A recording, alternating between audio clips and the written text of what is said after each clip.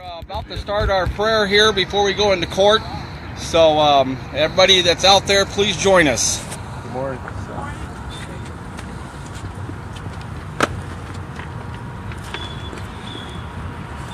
Dear Heavenly Father, we ask you for your blessings today.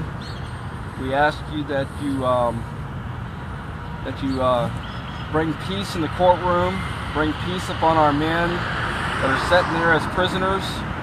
We pray that you show yourself to these jurors that these men are not guilty, and then we ask you to put the right words in the witness's mouth, that they testify truthfully and honorably. And we just ask this in your name, Jesus. Amen. Amen.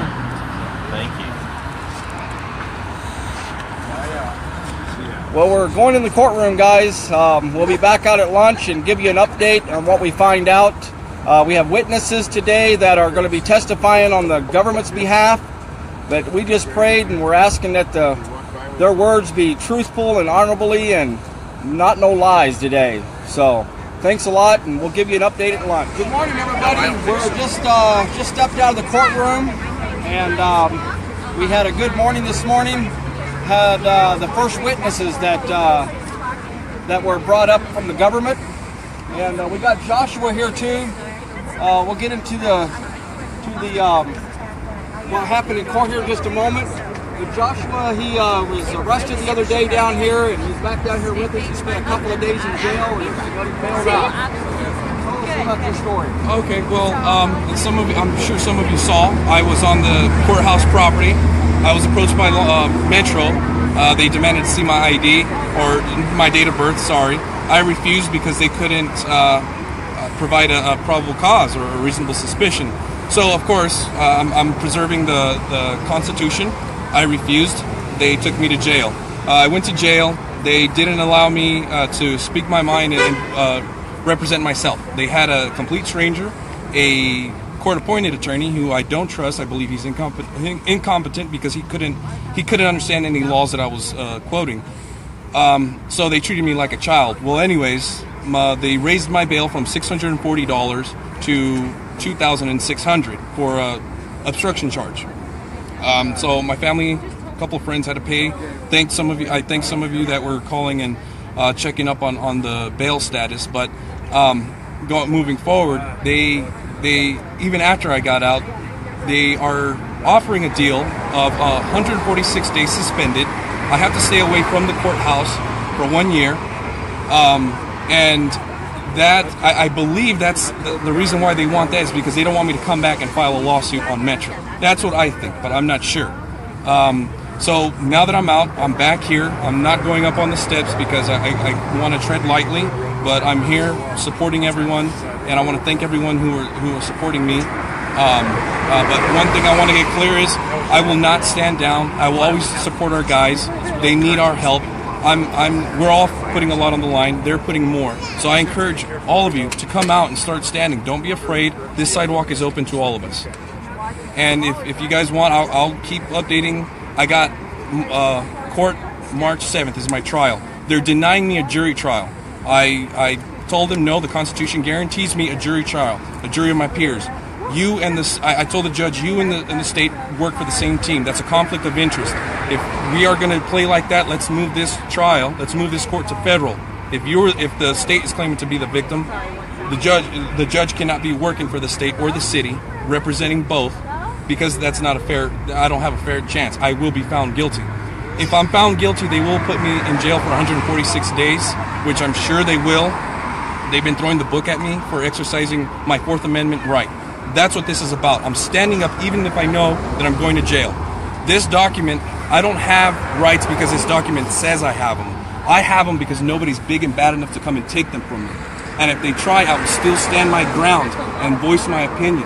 I will voice my opinion when it comes to my rights. No one else will do that for me. No one else is going to do that for you.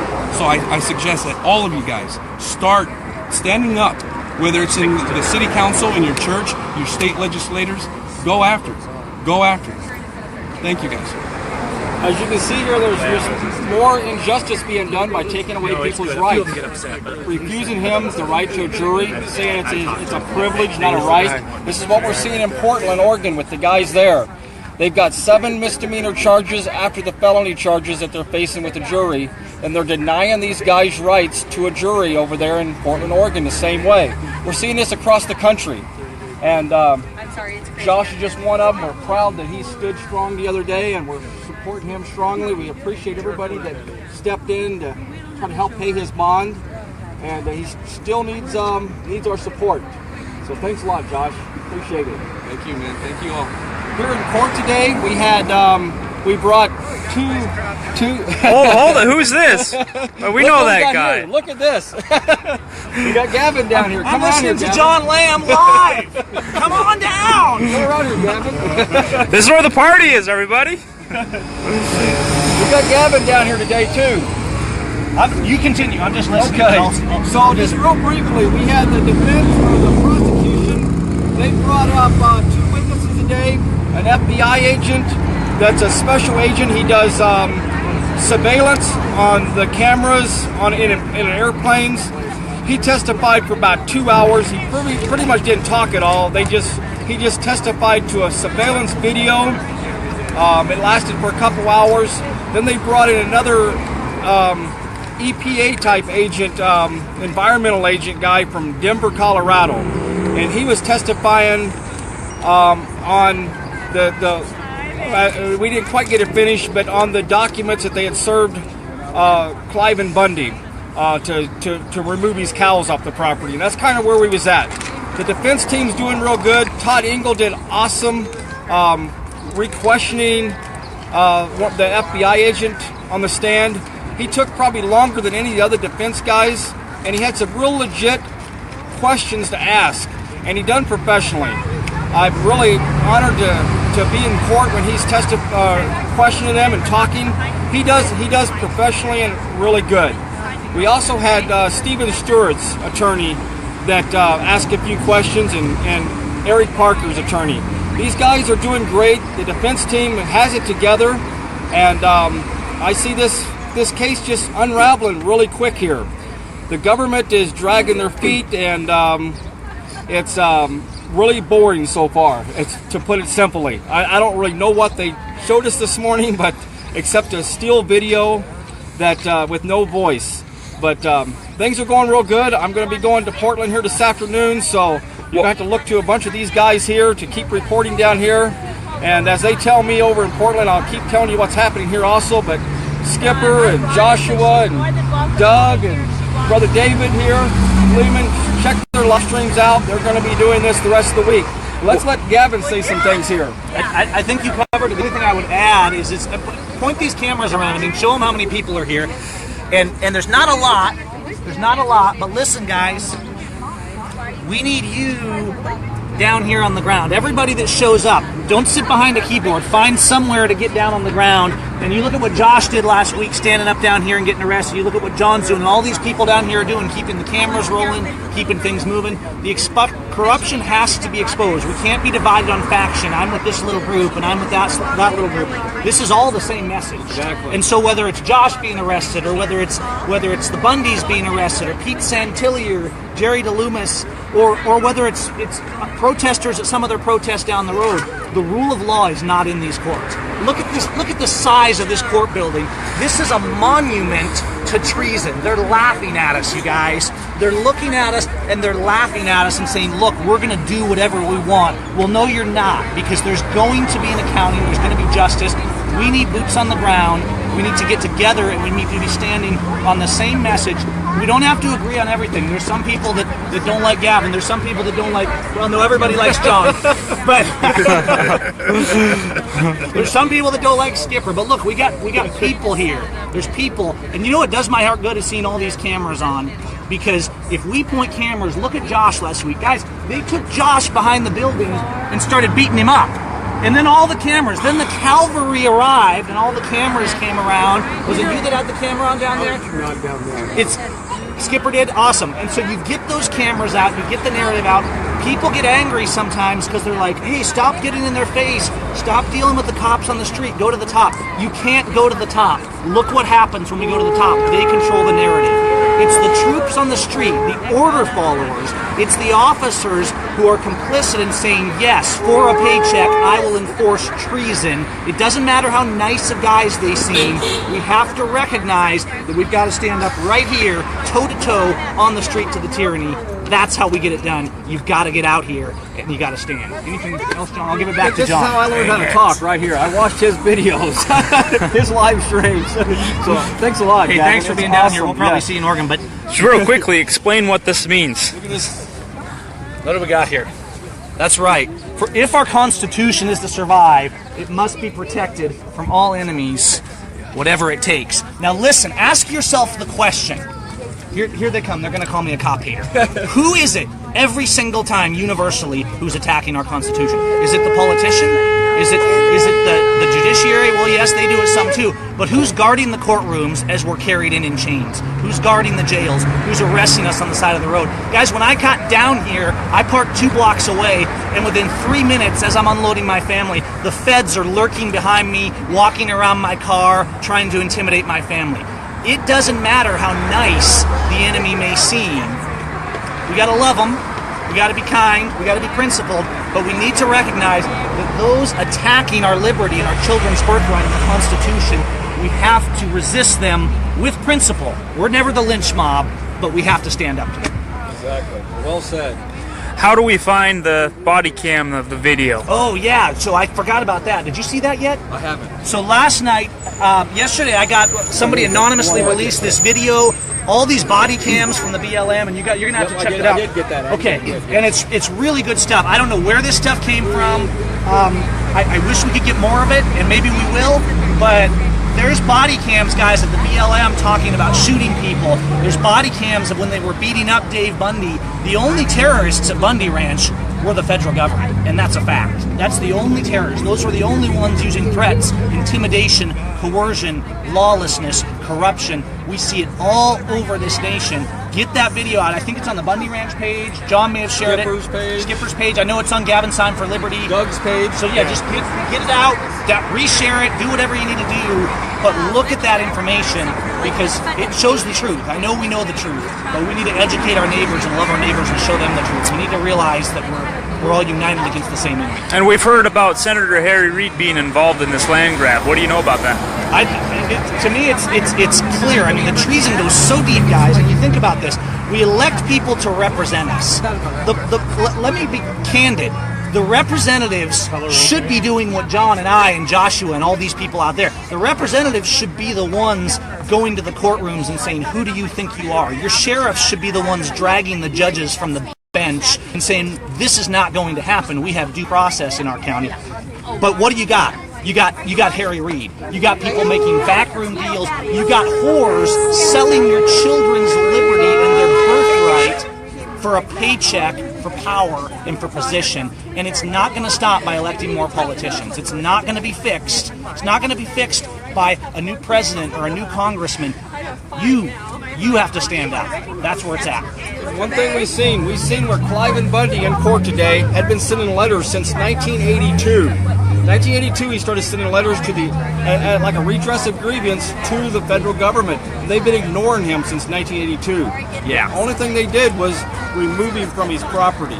So every letter that he sent, these letters were brought up today that he'd been writing these letters, and judges just overruled it. They denied his appeals and still ordered him off the ground and took his trying to take his cows away from him. So this injustice we've been seeing all along. The government's been refusing to ignoring us. Well, and this is the thing, they've blinded us too with this idea of freedom means the people in uniform. Freedom means people with a badge, safety. They've convinced America, the justice system, the officers from all branches have convinced America that they're the barrier between order and chaos. Guys, they are the chaos. The person who's declared war on you, start asking the tough questions. Who is it that's killing us on the street right here in America by the thousands? Is it ISIS, which our government created? Or is it our own officers who are supposed to be protecting us from that very thing? They're waging war on us. And the Founding Fathers recognized this. It wasn't that the Founding Fathers hated the Redcoats. It wasn't that they hated, I'm sure, was the news media out there in 1774 saying, oh, you guys just hate the British? They were British. They weren't Americans. And so it's not about hating anyone. At some point, the Founding Fathers said we've tried to redress and redress and redress, and they keep violating us. They keep taking away our due process. Do you know the stuff we went to war for, guys? It's things like Josh just talked about. We went to war because they denied us our trials. We went to war because they stole our land and forfeited our assets without due process. We said enough is enough. And you know what? It wasn't the politicians that we had to stand up to. We didn't all run across the ocean and send a nice letter to the king. We went on the street to the Redcoats and we said, this stops. This stops. And we stopped it. And so the sooner we stand up and stop it, the more peaceful it can be. Josh, do you have anything to add to this? No, I mean, just like you're saying, they're taking rights away. They're infringing on that. But the biggest problem with that is that we all don't accept the responsibilities that come with rights. We're allowing government to determine how responsible and how safe we are. With rights come responsibility, guys. So you guys got to start taking hold of that. Accept the responsibilities that come with rights, because you can't have one without the other. Okay? So please, truly embrace that. Run with it. Exactly. John, a question for you. They were showing drone footage or plane footage? It was plane footage.